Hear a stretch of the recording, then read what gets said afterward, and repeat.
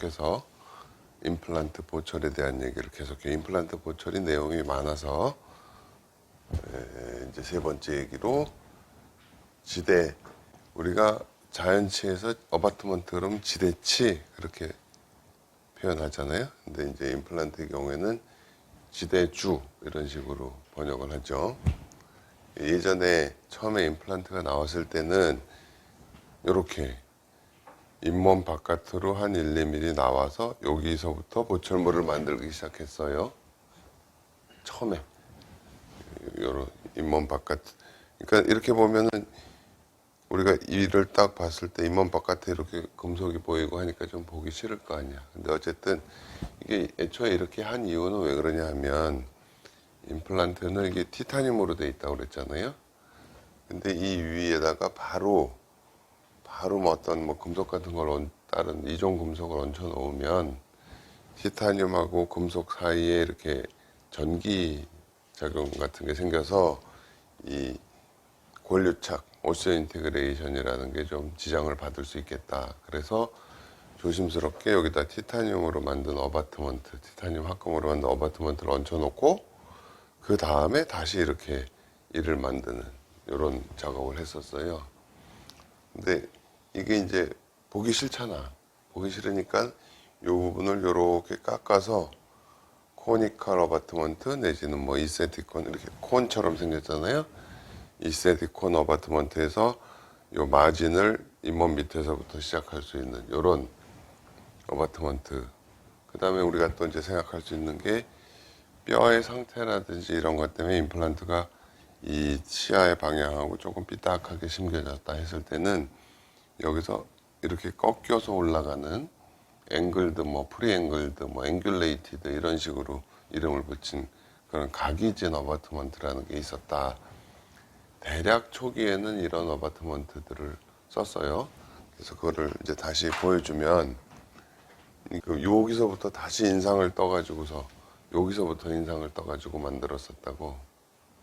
근데 이게 요만큼이 잇몸 높이였으니까는 이게 보기 싫으니까 잇몸보다 밑에서부터 이렇게 치아가 이렇게 형태가 이루어지도록 하는 뭐 이세티콘 어바트먼트라고도 하고 코니컬 어바트먼트라고도 하고 이런 게 나왔었다. 그러면 어떻게 돼? 이 어바트먼트 위에다가 다시 무슨 골드 실린더라는 걸 넣어가지고 거기다가 이렇게 웩스업을 해가지고 붙였었거든. 뭐 나사로 고정하든지 어쨌든. 근데 그걸 요즘에는 이제 거의 안 쓰는 내용이긴 하지만 예전에 치료하신 분이 오신다든지 뭐 경우에 따라서 또 이런 이제 부속들을 좀 이용해야 되는 경우도 있으니까 간단하게 얘기하고 갈게요. 그래서 이제 어바트먼트를 고를 때 어떻게 고르느냐. 예전에 여기 봐요. 이게 잇몸보다 조금 위에서부터 보철물을 만들기 시작했으니까 이 조직의 두께보다 조금 높은 걸 골랐어야 됐겠죠. 그죠? 그러니까는 그래서 조직의 두께라는 거를 중요하게 생각했고, 그 다음에 이제 대합치하고의 거리, 뭐 요건 또 나중에 설명할 거고, 그 다음에 이제 각도, 이렇게 좀 삐딱하게 꺾어야 돼. 이것도 뭐 한 35도까지 이렇게 꺾을 수 있는 그런 어바트먼트도 나왔고, 그 다음에 뭐 우리가 생각해야 되는 게 요즘에는 오히려 이제 요걸 고려를 하면 돼요. 시멘테이션을 할 거냐, 스크루를 할 거냐 하는 거. 그 다음에 싱글로 할 거냐, 멀티플로 할 거냐, 라는 거를 생각을 하면 되는데, 그 당시에 여기 보시면, 여기 임플란트고, 여기 어바트먼트야. 여기다 딱 꽂고, 요때부터 인상을 뜨기 시작한 거야. 요때부터. 이때는. 우리는 이제 요즘은 여기서 인상을 뜨죠. 그 다음에 여기 이제 골드 실린더라는 게 들어가서, 이렇게 여기다가 보철물을 만드는 어바트먼트 스크루를 이걸로 쪼여. 그 다음에 요 스크루 안에 또 구멍이 있어서 요 골드 실린더를 여기다가 쪼여 넣는 식으로 하나, 둘, 셋, 넷, 5조각으로 된 식으로 생각을 했었어요. 요즘에는 뭐 우리가 뭐 임플란트하고 어바트먼트 골라 넣으면 끝이지만, 그지? 이건 이제 힐링 어바트먼트고, 조직의 두께를 재는 이런 조직의 두께를 재는 자 같은 것도 만들었었고, 그냥 뭐 여자가 없으면 이렇게 뭐죠, 그 프로브 같은 걸로 이렇게 재볼 수도 있죠. 프로브 같은 거 우리가 오버덴처 할 때 이렇게 이제 어느 정도, 예를 들어서 뭐죠, 그 오버덴처 할 때서 이렇게 따깍따깍 하는 거, 로케이터라는 어바트먼트를 쓸 때는 잇몸보다 위에서부터 시작하게 하잖아, 그지? 여기 보세요. 이게 마스터 캐스트, 잇몸 구강내 상태랑 똑같은 상태라면 인상을 떠서 이 조직의 두께를 티슈 메저링 포스트니 뭐니 해가지고 이런 걸 대봐서 뭐 이렇게 복잡하게도 이런 부속들은 이제 다 없어졌겠죠. 티슈 메저링 포스트라는 게 있었다. 그 다음에 이제 여기 대합체하고의 거리도 상당히 중요해요. 여기서 예를 들어서 잇몸 위에서부터 이렇게 올라오는 어바트먼트를 쓰면 여기다 이를 만들 공간이 적어질 거 아니에요. 그죠? 그러니까 이럴 때는 어쩔 수 없이 이 밑에서부터 시작한 어바트먼트를 써야 된다든지, 그런 대합체하고의 거리도 또 고려할 사항이 되고, 여기 보시면 UCLA 어바트먼트라는 거는 요 나사로 이렇게 쪼였을 때 제일 좁은 게 3.5mm. 그러면 우리가 요즘에 사용하는 어바트먼트도 나는 대략 그렇게 생각을 해요. 대략 대합체하고의 거리가 한 4mm 이상은 돼야 보철물을 만들 수 있다는 얘기죠. 그죠? 이가 이렇게 내려와 있다 그러면 임플란트를 뭐 조금 깊게 심는다든지 해서 어쨌든 이 임플란트 플랫폼에서 대합치까지의 거리가 최소한 4mm 이상은 돼야 돼요. 한 5mm 정도 이상 돼야 되겠죠. 뭐 여기 막는 재료까지 포함을 하면. 그런데 우리가 예를 들어서 스탠다드 어바트먼트라는 걸 쓰면, 여기 봐요. 이 어바트먼트 그 다음에 골드 실린더 올라가는 것 자체가 이미 5.5mm, 최소 5.5mm가 되는 거예요. 그러니까는 이렇게 대합체가 이렇게 내려왔으면 이런 어바트먼트는 못 쓰겠죠. 그죠? 예. 뭐 코니컬 어바트먼트는 뭐 그거보다 좀 더 높았었고. 예. 옛날 얘기지만 참고 삼아 또 요즘에도 가끔 응용되는 게 있으니까.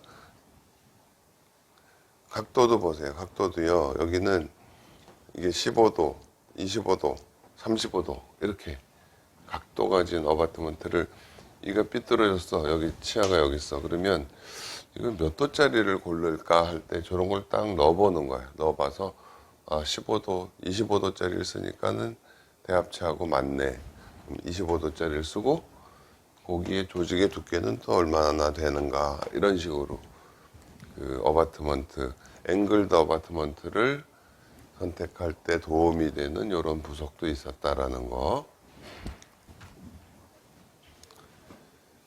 그 다음에 보통 우리가 싱글이냐 멀티플이냐 할 때는, 멀티플 할 때는 어바트먼트를 뭐를 쓰라고 그랬죠? 뭐를 쓰라고 그랬죠? 응? 넌 헥스, 헥스를 안 잡는 거. 연결을 하면서 헥스까지 딱딱 맞게 만드는 것도 어렵고, 그죠? 그 다음에 이 헥스가 조금만 돌아가도 또 안 들어갈 거 아니야, 그죠? 그러니까는 멀티플일 때는 넌 헥스를 쓰고 싱글일 때는 헥스를 쓴다. 근데 보통 이제 어바트먼트를 연결해서 보철만 이제 뭐 의뢰한 치과에로 보내서 해줄 때는 항상 헥스로 따로 하라고 그랬죠. 그 이제 속에 시멘테이션을 할 때는 전부 헥스를 잡고 그 다음에 갖다 끼는 걸로 한다. 그렇게 알아야 돼요. 네? 네. 네, 뭐 이렇게 이제 이거는 우리가 임플란트 아날로그라는 거를 모델에다 꼽잖아요. 그 당시에는 이 어바트먼트 레벨에서 인상을 떴기 때문에 어바트먼트 아날로그라는 거를 모델에다가 꽂았던 거예요. 뭐 임플란트 아날로그도 물론 있었죠. 그래서 여기도 보면 싱글인 경우에는 이렇게 헥스 어바트먼트 내에 헥스를 어바트먼트 안에 항상 이런 헥스가 있었다는 거. 그래서 뭐 여러 가지 어바트먼트 그 당시에 예전에 이제 내가 공부할 당시에 스탠다드 어바트, 코니칼, UCLA, 프리앵글, 어바트먼트 포스트 요즘에 주로 쓰는 게 이거예요. 그냥 어바트먼트 포스트라는 거. 뭐 논 로테이팅 STR 뭐 이건 뭐 싱글 투스 레스토레이션이라는 거고 뭐 테이퍼드 어바트 요거는 이제 오버덴처 같은 데 들어가는 어바트먼트였고 오버덴처에는 이제 뭐 요런 거를 쓰거나 요런 거를 쓰거나 이제 주로 자 스탠다드 어바트먼트예요. 스탠다드 어바트먼트에 여기다가 다시 이렇게 골드 실린더라는 걸 꼽아서 거기서 보철이 시작된다. 스탠다드 어바트먼트의 두께에 따라서 이렇게 조직의 두께에 따라서 이런 스탠다드 어바트먼트를 뭘 고를까 예, 그런 생각들을 한 거예요. 그 다음에 요거는 이제 여러 가지 어바트먼트가 다 나와 있네. 다음에 코니칼 어바트먼트라는 거 아까 얘기한 여기 약간 이게 예전에 만든 어떤 이제 국산 임플란트 회사에 지금은 이제 이름은 똑같이 나오는데 그 주인이 바뀐 임플란트 회사에서 만든 국산 부속들이었어요. 예전에 이런 어바트먼트를 만들었어야 됐기 때문에 여기 어바트먼트를 넣고 그 어바트먼트에서부터 인상을 떠야 되니까 어바트먼트에 따라서 임프레션을 뜨는 그 재료들이 또 다 달랐죠. 네? 임프레션 코핑이 다 달랐어. 어바트먼트를 뭘 쓰느냐에 따라서. 그래가지고 캐스트에는 이런 어바트먼트 아날로그가 들어갔던 거예요. 그 다음에 이제 치아에서 그냥 임플란트에서부터 이렇게 이제 쑥 가다가 아유 그러지 말고 그냥 이게 임플란트고 임플란트에서부터 이렇게 만들자. 이건 전혀 다른 내용이야. 어바트먼트에서 시작하는 게 있고 그냥 임플란트에서부터 바로 보철물을 만들자. 그래서 예, 이런 임플란트 위에 바로 올라갈 수 있는 여기다가 왁스업을 하고 캐스팅하는 걸 만들었는데 이름을 UCLA 어바트먼트라고 했어요. UCLA. 뭐 UCLA 대학에서 개발을 해서 그랬는지 아니면 또 그 UCLA 이름을 하나 또 무슨 뭐 캐스터블 뭐 어쩌고 해가지고 한 적이 있었지만 네, 이런 어바트먼트 여기다로 계획 수업을 해가지고 만들어. 이게 이제 UCLA 어바트먼트를 쓰려면 어떻게 돼? 임플란트 수준의 임플란트 높이에서 인상을 떠야 됐으니까 거기에 대한 임프레션 코핑 그러면 임플란트 아날로그가 되겠죠. 뭐 캐스트에 들어가는. 네? 자, 앵글 어바트먼트. 앵글 어바트먼트도 이게 봐요. 15도, 25도, 35도 이렇게 기울어지고 조직 두께를 또 얼마나 두꺼운 조직이냐 하는 거에 따라서 이렇게 각도가 이 어바트먼트를 이렇게 임플란트에다 고정을 하고 여기서부터 보철물을 만들었던 거지. 앵글드 어바트먼트라는 게 있었다. 뭐 프리 앵글드 어바트먼트 회사마다 이름을 좀 앵귤레이티드 어바트먼트 이렇게 붙인 것도 있었고 그냥 한번 들어두면 나중에 도움이 될 수 있어요. 그래서 일반 요즘에 쓰는 거는 주로 이런 거예요. 그죠? 어바트먼트 포스트라고 그냥 임플란트에다가 그냥 이런 거를 갖다가 연결해 버리자. 그래가지고 자연치처럼 만들자. 그런 얘기지. 어바트먼트 포스트. 근데 이거는 요거는 이 어바트먼트 포스트 자체를 이렇게 돌려서 넣는 거였어요. 그러니까 밑에 헥스가 있을 수가 없겠지, 그지? 요즘에는 다 헥스를 잡고 이렇게 조일 수 있게 하잖아요. 투 피스로. 다음에 이렇게 이런 거를 이제 요즘에 주로 사용하는 거는 이런 거야. 이런 거. 그러니까 여기서부터 그냥 바로 치아의 모형을 만들어서 이것 자체를 임플란트에다 고정하는 거잖아요. 그러면은 요 높이가 조직이 얼마나 두꺼운가에 따라서 다른 걸 선택을 해야 되겠죠. 그러니까 우리가 요즘 사용하는 이런 일반적인 예전에 지금 뭐 어바트먼트 포스트라고 했던 그런 거를 쓸 때는 이렇게 조직의 두께. 우리는 그냥 가장 짧은 거를 그냥 써서 이렇게 보초를 올리라고 그랬잖아요. 근데 뭐 우리가 임플란트 다 해서 보철만 하십시오 하고 보내주는 경우에는 인상을 뜰 수 있게 조직보다 약간만 내려가는 요 조직 두께에다가 항상씩 헥스가 잡히는 거를 써야 된다고 얘기했죠. 그죠? 네. 지금 우리가 어바트먼트를 고를 때 고려해야 될 점은 조직의 두께하고 싱글이냐 멀티플이냐 이것만 고려하면 되죠. 투피스 어바트먼트 포스트라고 나오기도 하고 요즘에는 이렇게 여기까지 안 올라가죠. 이거 여기 봐요. 여기 보세요. 예전에는 이거를 이렇게 넣어. 그리고 필요한 만큼 잘라. 그러니까 구멍을 따로 메꿀 필요가 없었어. 그냥 이걸 필요한 만큼 잘라서 이렇게 이거를 자르면 이것도 자르고 뭐 이런 식으로 그렇게 디자인을 할 수도 있죠. 디자인은 여러 가지 할 수 있는데 너무 복잡하니까 그죠?